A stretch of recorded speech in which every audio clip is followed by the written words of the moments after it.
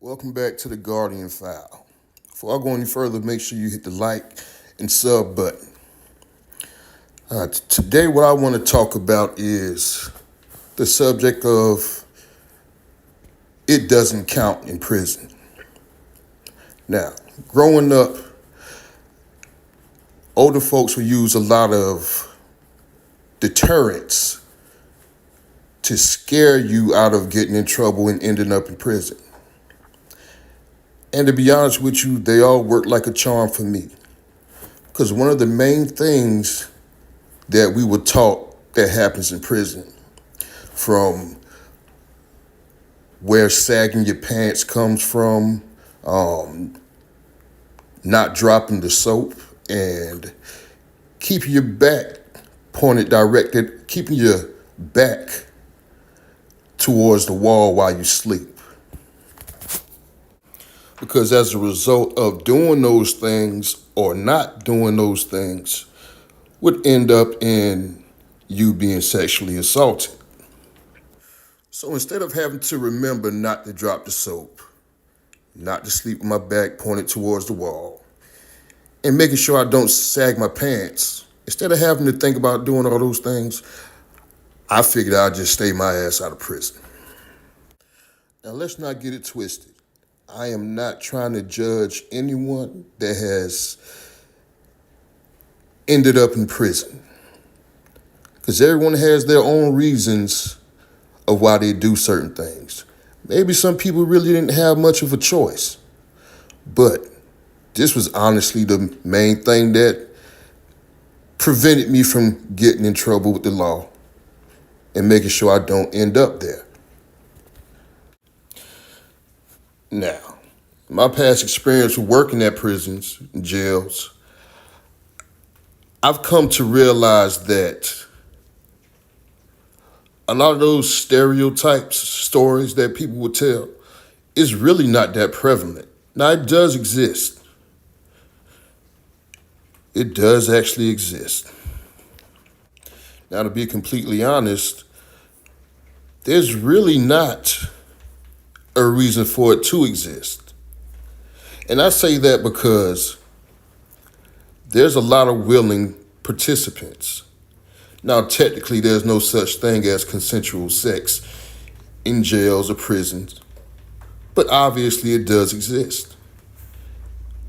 And the majority of the time, it's not by force.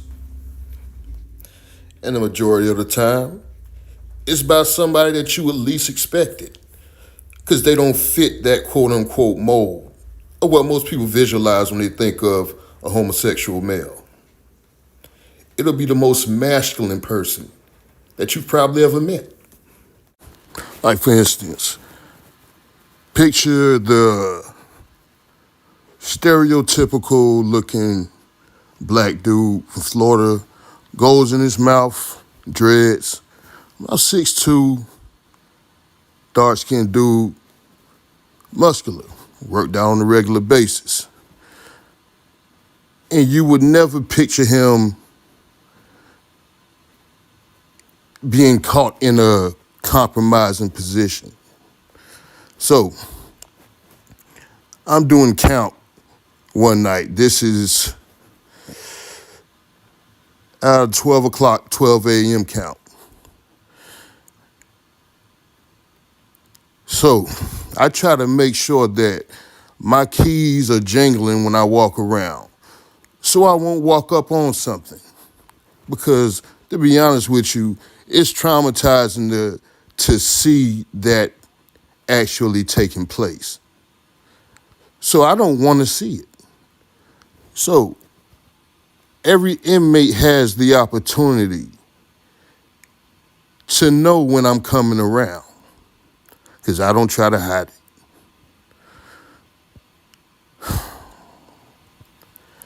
This time in particular, for some odd reason, my keys were in my pocket.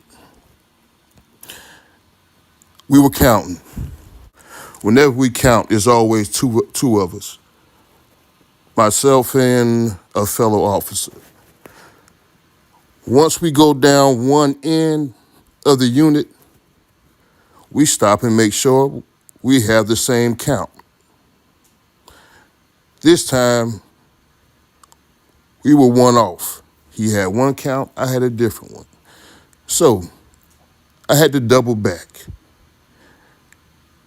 This particular inmate figured, okay, they counted, so it'll be a while before he comes back. Unfortunately, he was wrong. See, this 6'2", dark-skinned inmate with dreads and golds in his mouth was bent over.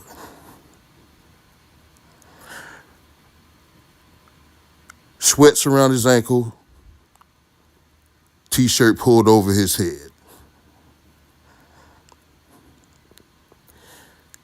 This guy was being hit from behind by a cellmate who's roughly 5'5", maybe 140 soaking wet. Now imagine how surprising it was for me to see this.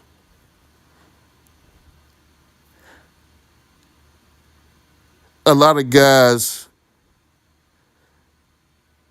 you really would not expect to have this happen with.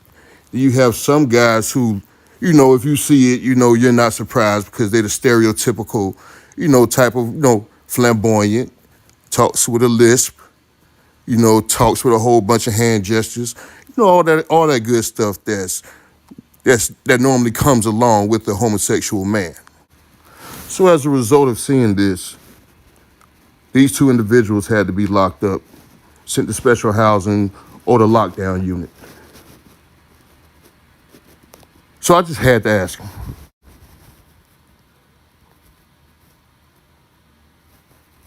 His response was, well, I've been locked up since I've been 18 years old, and I'm not about to see the street anytime soon.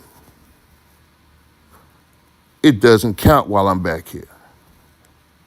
There's no women, and I like what I like. So what do you expect me to do? And once I had this experience of witnessing something so traumatizing,